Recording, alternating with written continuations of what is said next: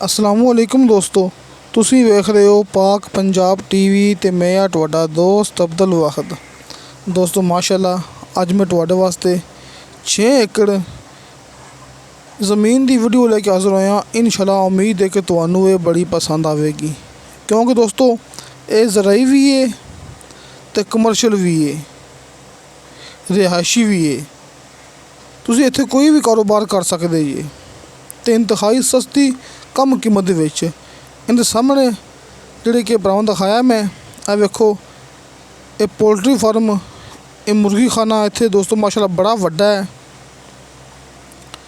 बिल्कुल सामने आ वेखो दोस्तों ये आपां खड़े हाँ मेन रोड के बिल्कुल नाल। ये सामने मस्जिद हैगी तो मस्जिद पहली साइड ते अपनी ज़मीन है तो सामने मेन रोड है बिल्कुल सामने। ये नहीं कहना कि अद्धा किलोमीटर है, नहीं दोस्तों कुछ एकड़ का फासला है। ये सामने भरावां नज़र आ रहा खंभा तो खंभे के नाल वेखो दोस्तों ये झोने वाली फैक्ट्री। दोस्तों ये ताइयां वाली फैक्ट्री जिहड़ी कि मेन रोड के उपर है। आ वेखो मेन रोड के बुरा व्याड़ी आरफ वाला पाकपतन मेन रोड दोस्तों मेन रोड के उपर है। ये सामने झोने वाली फैक्ट्री है तो चंद कदम कुछ एकड़ पिछे हट के अपने को इत्थे 6 एकड़ इस जरी ज़मीन है। कमर्शियल रिहायशी हर कारोबार वास्ते बेहतरीन। इस सामने मस्जिद नाल ते मस्जिद पहली साइड ते अपनी 6 एकड़ ज़मीन शुरू हो जाती है, जिंदे सामने मुर्गी खाना है बहुत वड्डा माशाअल्लाह पोल्ट्री फार्म है। तो पोल्ट्री फार्म के नाल ही पहली साइड ते इत्थे तेल वाली फैक्ट्री भी हैगी है। असीं समझ लो कि सारा एरिया कमर्शियल है। इत्थे तुसीं पेट्रोल पंप इत्थे तुसीं कोई भी कारोबार चला सकते जी अपना। इत्थे तुसीं कोई भी अपना आ वेखो जिस तरह के सामने हैगी बड़ी वड्डी दोस्तों ये पोल्ट्री फार्म है मुर्गी खाना है। तुसीं इत्थे मुर्गी खाना बना सकते हो, कोई फैक्ट्री लगा सकते हो। दोस्तों 6 एकड़ ज़मीन है तो इस 6 एकड़ का माशाअल्लाह इस मेन रोड इस लिंक रोड कारपेट रोड के उपर 3 एकड़ का फ्रंट है। इस साइड ते पाकपतन मेन रोड है दोस्तों। इस साइड ते अपना जिहड़ा कि अगे जाके रोड टच हो जाता है नहर नाल। ए वेखो दोस्तों माशाअल्लाह बहुत ही अच्छा तो बहुत ही शानदार मौका है अपने को इत्थे 6 एकड़ ज़मीन सस्ती। ये भरावां नूं पता है सस्ती मैं इस वास्ते कहंदा पिया कि इत्थे साडे इस इलाके च ये बुरा व्याड़ी अरफ वाला पाकपतन इस दे आस पास भरावां नूं पता कि जिहड़ी ज़मीन चंगी है जिन्हों साल का नहरी पानी है ट्यूबवैल मौके ते मौजूद है। जिहड़ी भी ज़मीन है भावें वो कच्चे रस्ते ते उनकी डिमांड 30 तो 35 लाख फी एकड़ चलती पई है। बल्कि मूवियाँ मैं यूट्यूब पर अपलोड कर चुके हाँ।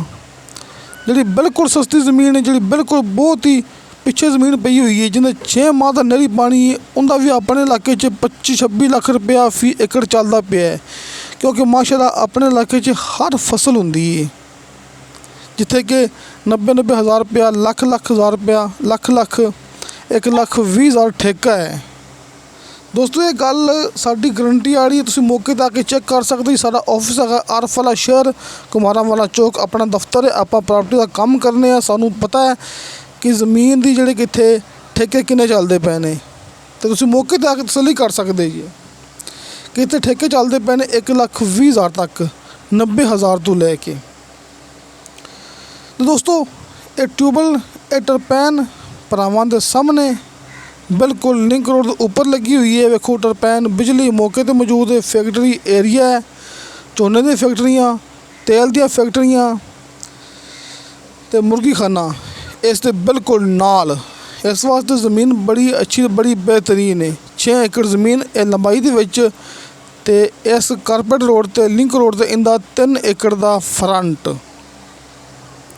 आरफ वाले शहर तो 7-8 किलोमीटर फासला तो मेन रोड तो जिहड़ा कि पाकपतन आरफ वाला मेन रोड है उस तो सिर्फ चंद एकड़ का फासला।